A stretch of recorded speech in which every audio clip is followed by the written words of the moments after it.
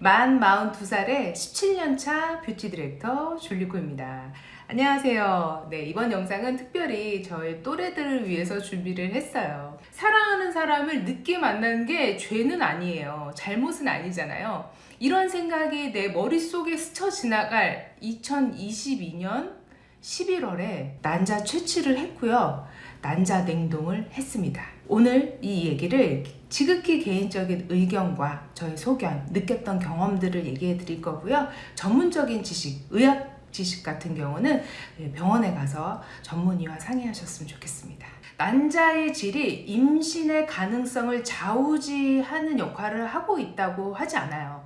난자의 질이 좋다고 해서 임신이 잘 돼요. 난자의 질이 나빠요 라고 해서 임신이 안 돼요 라고 말할 수 없다는 거죠. 저 같은 경우는 1980년생이기 때문에 80년대 생에 맞는 난자의 질을 가지고 있다고 해요. 이건 태어날 때부터 내 몸 안에서 난자가 함께 자라기 때문에 어쩔 수 없이 불가항력으로 난자의 질을 좋게 할 수 있는 방법도 없고, 난자가 몸속에 오래 머물러 있으면 노화가 된대요.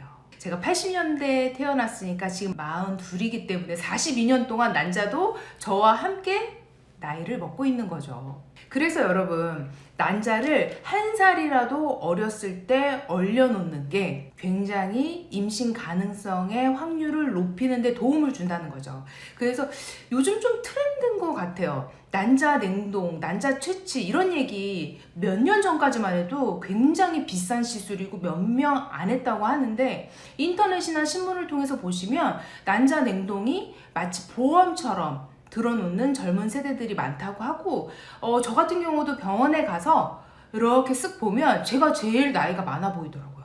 30대 친구들이 병원에 와서, 난임센터에 와서 난자 냉동을 하는 거를 직접 눈으로 봤어요.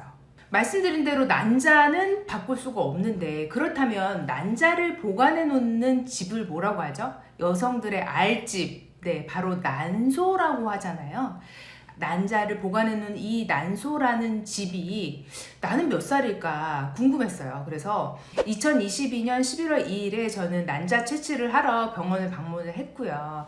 원장님의 상담을 통해서 난자 채취하는 방법, 난자 냉동하는 방법에 대해서 설명을 듣고 체혈 검사를 했어요, 여러분. 근데 난소 나이가 38세로 나왔어. 그러니까 실제 나이보다 조금 어리게 나왔죠. 네. 그래서 요거는 본인 난소에 남아있는 난자 개수가 38개가 아니라 친구들보다 많다는 얘기입니다. 오. 네. 원래 지금 나이에 난소에 난자를 한 8,000개에서 10,000개쯤 갖고 있거든요. 네. 근데 본인 같은 경우에는 한 14,000개에서 16,000개 정도 갖고 있어요. 체열 검사를 통해서 난소 나이를 알 수 있대요. 난소 기능이 어떤지는 체열 검사를 통해서 알 수 없고, 난소 나이가 내가 몇 살일까 AMH 검사를 받았습니다. 12월 2일 날 가서 혈액을 뽑았고요. 주사를 통해서 뽑았고 나서 3일 뒤에 이제 원장님 진료를 받았어요. 그래서 난소 나이에 대해서 결과가 나왔습니다. 여러분, 저는 만 42살이라고 했잖아요. 난소 나이는 4살 어린 38살로 나왔어요.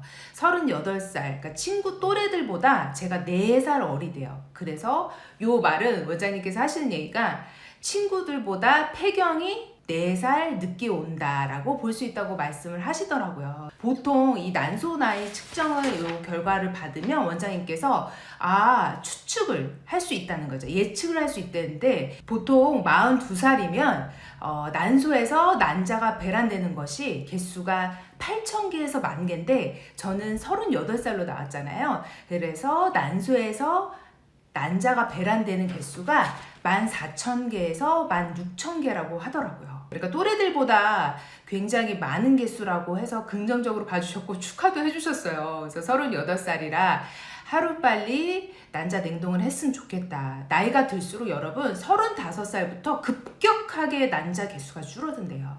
제가 충격적이었던 게, 제가 2017년에 그러니까 37에서 8살 넘어갔을 때 똑같이 체열 검사, 난소 나이 검사를 했을 때는 28살이었어요. 근데 5년 뒤 만 42살에 체열을 측정해서 난소 나이를 보니까 10년이 더 늙어버린 거죠. 그래서 42살인 제가 11월 5일부터 과배란 유도 주사를 맞기 시작했어요. 일주일을 보자고 하시더라고요. 7일 동안 과배란 유도 주사를 맞고 나서 난포들이 잘 자라고 있는지 난소 기능은 어떤지 보자고 하시더라고요. 토요일에 가서 진료를 받았어요. 첫날 주사를 어떻게 맞지? 배꼽 옆에다가 주사를 맞는데요. 제가 원장님하고 토요일날 진료를 마치고 나서 간호사들한테 가요. 그럼 간호사분들이 주사 맞는 법을 알려주거든요. 과배란 유도 주사라고 해서 폴리트롭이라는 주사를 맞아야 되는데 간호 선생님이 되게 친절하게 잘 알려주시고요. 저는 회사 출근도 있고 그래서 집에서 제가 스스로 맞았는데 그것이 불편하신 분들은 병원에 가셔가지고 직접 매일매일 주사를 맞으셔야 되는데 이 과배란 유도 주사 폴리트롭을 맞았는데 이 주사는 같은 시각에 맞는 게 좋대요. 저는 아침 8시에 이제 병원을 가서 간호사 선생님을 8시 반에 만났으니까 매일 아침 출근 전에 저는 과배란 유도 주사를 일주일 동안 받았어요. 배의 오른쪽 부위인데 제가 영상을 좀 담았습니다. 함께 보시죠. 필수로 냉장 보관이라고 써있거든요. 테이블로 다 되겠구나.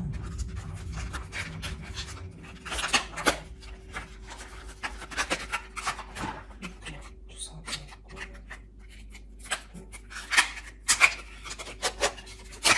뜯으면 되는데 이렇게. 무서워. 무섭다. 자고 일어난 지 얼마 안 됐어요. 왜냐면 이거 같은 시간에 맞아야 된대서 어제 병원에서 8시 반에 맞았거든요. 아침에. 그래서 지금도 8시 반이에요. 그래서 똑같은 시간에 맞아야 된다. 바늘 준비해 주시고 소독제 같이 주셨어요. 이거 모자이크 처리해 주세요, 피디님. 이렇게 해서 배꼽 옆에다가 맞아야 된다 그래가지고 그러면 가리고 제가 부끄러우니까 가리고 주사를 맞을게요. 이렇게 해서 배에 쿡 찌르래요. 바늘 제접지. 근데 별로 안 아팠어. 그래서 이렇게 누르면 된대요. 그래서 배를 찍어서 돈을 맞도록 하겠습니다. 맞았어. 맞았다. 꼬집어서 맞았어. 이렇게 해서 이렇게 넣어주면 아직 더 이만큼 맞아야 되는데 이거 냉장고 여러분한테 보여드릴 거예요. 냉장고 넣을게요. 과배란 유도 주사를 집에 와서 맞으려고 하니까 막 어떻게 맞아야 되지? 간호사 선생님이 가르쳐 주신 대로 해봤는데 꽤 나쁘지 않았어요. 그리고 저는 뱃살이 많기 때문에 배를 꽉 꼬집어가지고 주사를 놓으면 되는데 여러분들이 또 무서워하실까봐 제가 요거 하나 남겨놨는데 그닥 그렇게 무섭지 않아요. 바늘이 넣어볼만 한데 였어요. 과배란 유도 주사를 맞기 시작했는데 3일, 4일차 될 때부터 이 아랫배가 더부룩하면서 묵직하게 살찐 것 같은 느낌이 들기 시작해요. 그리고 나서 어느덧 토요일날 가서 검사를 받는데 토요일 과배란 유도 주사 맞고 일주일 뒤에 이제 초음파 검사를 하거든요. 질 안에 삽입을 해서 초음파 검사를 이렇게 선생님이 보시면서 저의 난소 기능이 어떤지 나의 난자들이 잘 자라고 있는지 초음파를 보세요. 저 같은 경우는 정상적으로 굉장히 잘 자라나서 과배란 유도 주사를 요 정도 적당히 쓰면 될 것 같아요. 하고 나서 저는 17일 날 난자 채취하면 딱 적당하겠어요 라고 전문의 우리 원장님께서 설명을 해주시더라고요. 그래서 일주일 폴리트롭 주사를 맞고 나서 그 다음부터는 난포성숙 주사 그리고 또 주사를 2대가 들어가요. 일주일은 한 대씩 맞다가 그 다음 3, 4일 수술 전 3, 4일은 2대씩 들어가는데 가니레버라는 주사하고 메노푸어라는 주사를 맞기 시작했어요. 근데 이 주사를 맞고 나서부터 생리전 증후군, 아까 아랫배가 더부룩했다고 말씀드렸어요. 근데 가슴이 아파오기 시작하더라고요. 그리고 예민해져요. 그리고 복부팩만이 오기 시작하거든요. 제가 사진 좀 몇 개 띄울게요. 요거 띄우면 저 시집 못 가는 거 아니에요? 요거 좀 띄워주세요. 여러분, 저게 난자 채취 3일 전 배예요. 제가 하도 숨이 차고 여러분 배가 많이 부르잖아요. 숨이 차요. 제가 직원 보고 회사에서 찍어달라고 했어요. 저 청바지가 스판 청바지예요. 근데 윗배, 가슴 밑까지 복부 팩만이 오기 시작하는데 사무실에서 저는 앉아있는 직업인데 앉아있을 수 없을 정도로 숨이 가빠오는 거예요. 여러분께 공유하기 위해서 찍어놨던 사진입니다. 이렇게 3, 4일 동안 배가 급격하게 불어나요. 가슴도 빵빵해지고 예민해지고 그 생리전 증후군 그 약간의 우울감과 불안 증상과 호흡장애 이런 것들이 오기 시작하더라고요. 각종 시술, 얼굴에 하는 시술을 많이 받아봤는데 이 몸에서 변화가 오기 시작하니까 너무 무서운 거예요. 그래서 병원에 전화하니까 굉장히 지극히 정상적인 현상이고 약발이 잘 받는데요. 제가 좀 약발이 잘 받거든요. 약발이 잘 받아서 배 안에서 그리고 난소에서 난자들이 잘 생성되고 있는 현상이라서 괜찮다고 말씀해 주시더라고요. 그래서 저는 11월 17일 목요일 오전 8시에 저는 난자 채취를 했습니다. 수술 전날에는 난포를 터트리는 주사 한 대만 맞아요. 저녁 9시 반에 맞으라고 하거든요. 그래서 그 주사를 맞고 나서 그 다음 날인 11월 17일 목요일 아침 8시에 이제 난자 채취를 하러 갔습니다.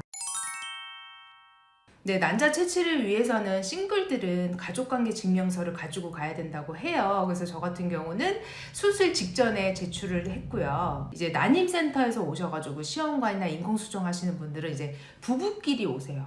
제가 시술 받으면서 좀 외로웠어요. 다들 부부끼리 오셨더라고요.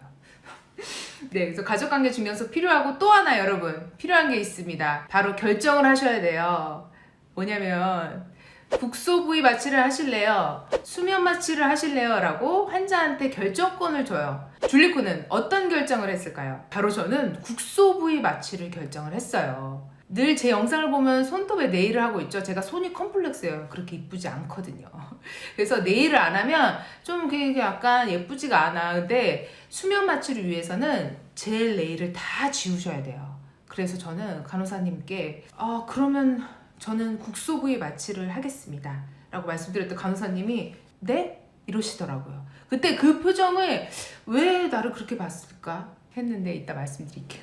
8시 반에 이제 수술실 들어가는데 저와 똑같은 시술을 하시는 분들이 한 8명 정도가 계시더라고요. 그렇게 차트를 보더니 들려요.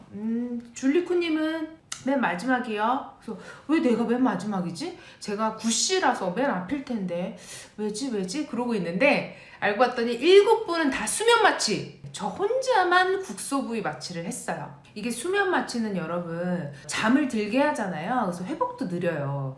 또 저는 당일에 운전을 했어야 돼가지고 국소 부위 마취를 했는데 8번째다 보니까 앞에 이제 환자들 시술 받는 것들을 이제 귀로 다 듣잖아요. 침대에 누워 있었지만 시술 시간이 한 5분 정도 돼요. 마음으로 5분만 참자. 그래 5분 안에 뭐 큰일이 일어나겠어. 다들 수면 마취인데 왜 내가 국소 부위 마취를 선택했을까? 살짝 후회하면서 아니야 줄리코는 할 수 있어 이러면서 제 차례가 됐어요. 이제 수술실로 들어가는데 원장님께서 저한테 하시는 얘기가 뭐야 국소 부위야? 줄리코님 괜찮겠어요? 라고 하시는 거예요.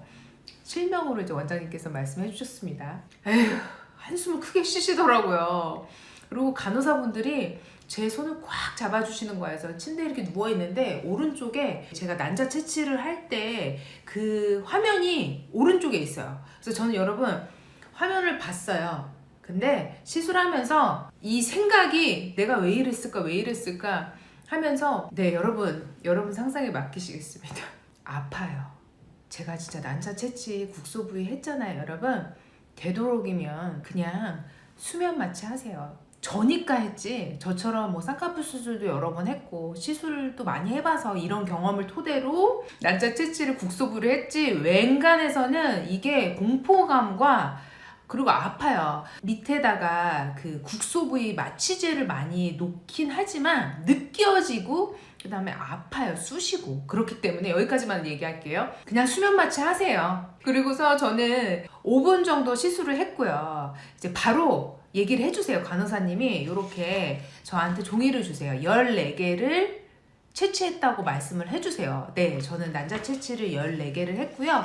회복실에서 회복을 한 30분 정도 하거든요. 링겔 맞고. 저는 국소 부위 마취를 해서 조금 회복이 빨랐고 수면 마취 하신 분들은 좀 더 있다가 이제 나오시더라고요. 네, 난자 채취를 당일에 14개를 했고 일주일 뒤에 다시 재방문을 해요. 병원에. 그래서 14개 중에 아마 쓸모없는 이제 난자의 개수가 있을 거라고 하셔가지고 일주일 동안 그 난자들을 좀 보시고 검토를 하신대요. 그래서 일주일 뒤에 상담을 통해서 최종적으로 몇 개가 나오는지 안내해 주신다고 하시더라고요. 그래서 당일에는 물 많이 마시라고 해주시고 항생제 약도 주시고 여자의 그 자궁 쪽을 무언가 뾰족한 걸 넣어서 뺐기 때문에 헤집어 놓은 거잖아요. 그 상태를, 자궁을.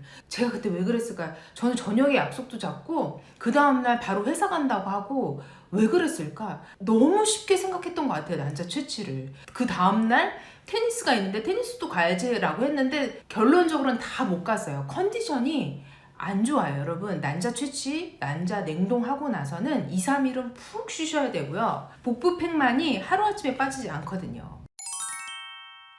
지금부터는 난자 채취하고 나서 좀 부작용에 대해서 말씀드리려고 해요. 개인적으로 겪은 부작용이기 때문에 참고만 해주시고 개인차가 있음을 말씀드려요.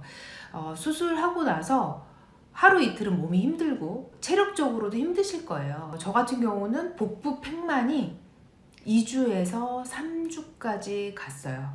일주일 동안 제가 시술하고 나서 배가 너무 차오르고 특별히 꺼지지가 않는 거예요. 임신 3, 4개월 배가 그대로 있었어요. 그러니까 회사에서 사무를 보는데 배가 나오니까 자연스럽게 이렇게 되더라고요.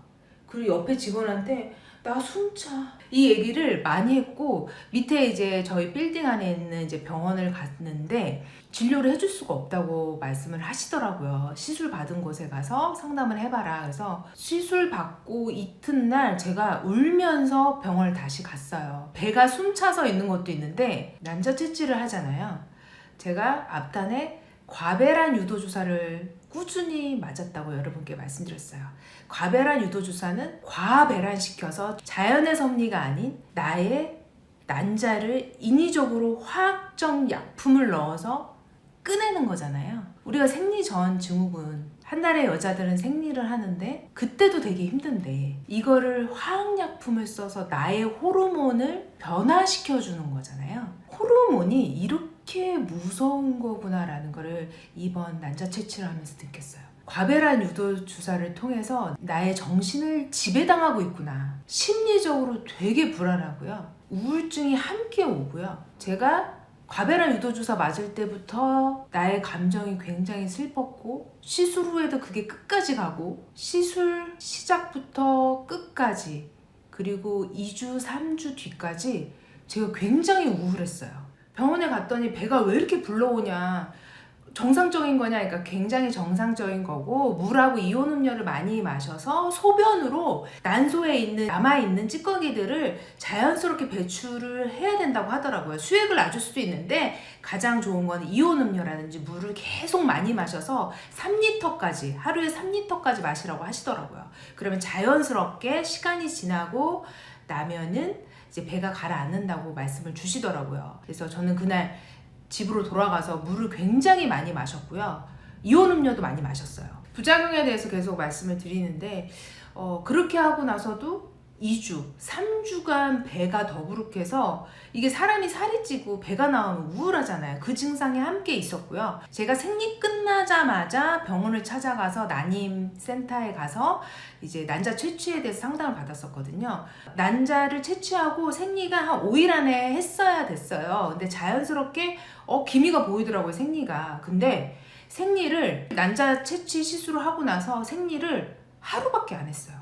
여러분, 생리를 짧게 하잖아요? 그럼 살이 쪄요. 저 같은 경우는. 생리를 충분히 규칙적으로 했었어야 되는데 생리를 딱 하루 하고 말더라고요. 그러고 나서 한 3, 4일 있다가 부정출혈이 있었어요. 그리고 그때까지만 해도 배가 되게 많이 나와 있었어요. 그래서 저는 부작용으로 복부팽만이 한 달 정도 갔고요. 생리가 불규칙하게 일어나더라고요. 오늘 현 시점에서는 생리를 2번 했어요. 2달에 거쳐서 하고 나니까 정상적으로 다시 돌아오더라고요. 그래서 제가 이게 과배란 유도 주사 그리고 난자 채취하는 게 나의 몸에 굉장히 무리가 갔구라는 거를 특별히 아주 많이 느꼈어요. 체력도 굉장히 저하되고요. 그래서 저는 이번 시술을 통해서 엄마들 되게 위대하다. 시험관 인공수정한 어머니들 정말 위대하다라고 느꼈어요. 참 자연스러운 게 좋은 거구나. 왜 나는 모든 게 다 쉽지가 않지. 남들은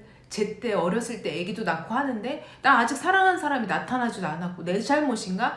아기를 갖고 싶은 사랑하는 사람이 나타나야 아기를 갖는데 나는 뭐야? 내가 뭐 이렇게 잘못했어? 하면서 이 우울감이 정말 이루 말할 수가 없었어요. 지금은 여러분 이제 석 달 됐죠. 11월, 12월, 1월. 지금은 괜찮아요. 근데 그때 생각만 하면 눈물이 글썽거리고 저는 못 모르겠어요. 난자 치치, 난자 냉동. 그냥 단순히 뭐 내가 얼굴에 시술 받는 것처럼 단순하겠지 했는데 여러분 결코 단순하지가 않아요. 난자 채취는 육체적으로나 정신적으로나 피폐해진다는 거는 확실해요. 그래서 내 몸이 건강하지 않으면 굉장히 우울감도 오는구나. 심리적, 정신적으로 압박감도 있었고 난자 채취를 할 때는 충분히 부작용까지 생각하시고 결정을 하셨으면 좋겠어요. 저는 좀 경솔했고 교만했던 것 같아요. 이제 사람은 망각의 동물이라고 지금도 살짝 잊었지만 저는 친구들, 지인들이 어땠어 시수 이러면 정말 신랄하게 얘기해줘요. 그러면 야, 너 때문에 무서워서 못하겠잖아 라고 하는데 그런 마음으로 하셔야 돼요. 주변 사람들한테도 나 이럴 거니까 옆에서 도와줘. 엄마 나 이럴 것 같으니까 옆에서 도와줘. 그리고 되게 건강하게 잘 드셔야 되고 정말 저에게 2022년 11월, 12월이 굉장히 힘들었던 시기였던 것 같아요. 이 과배란 유도 주사가 그렇게 무서운 주사였구나 라는 거를 주변에서 얘기해줬으면 마음의 준비를 했을 텐데 막 헉헉헉 하더라고요. 지금은 배도 정상적으로 돌아왔고 생리도 시원하게 원활하게 하고 있고 그러고 있습니다 여러분. 난자 채취 비용은 제가 5년 전에 상담했을 때보다 가격이 많이 내려갔다고 하더라고요. 저는 총 250만 원 정도 들었고요. 그 안에 50만 원은 이제 난자 냉동 보관 비용 해서 1년에 50만 원 비용을 냈고 난자 개수에 따라서 보관료도 다르다고 해요. 저는 난자를 11개를 얼렸기 때문에 50만 원이고 난자의 개수에 따라서 난자 보관료는 차이가 있다고 말씀을 주셨고 병원마다 비용은 약간의 차이가 있는 것 같아요. 그래서 저는 인터넷으로 검색해서 저한테 맞는 병원을 찾아갔고요. 이 영상을 보시고 무서워서 안 하려고 하시는 분도 있으시려나? 난자 채취를 42살에 했는데 쉽지 않은 여정이었어요. 저는 난자 11개를 보관 중에 있고 언젠가 쓰게 될지 안 쓰게 될지는 이제 하나님의 은혜와 또 축복이 있어야만 가능할 것 같은데 그래도 무언가 노력을 해야 된다는 마음으로 42살에 난자 채취를 했고 11개의 알을 품고 있습니다 여러분. 42살에 난자 채취를 한 지극히 개인적인 의견과 또 생각들, 부작용에 대해서 영상을 담아봤습니다. 특별히 80년대에 태어난 우리 싱글들 혹은 언니들, 동생들이 영상에 도움이 되셨으면 좋겠어요. 줄리쿠는 또 다른 영상으로 찾아뵙도록 하겠습니다. 감사합니다.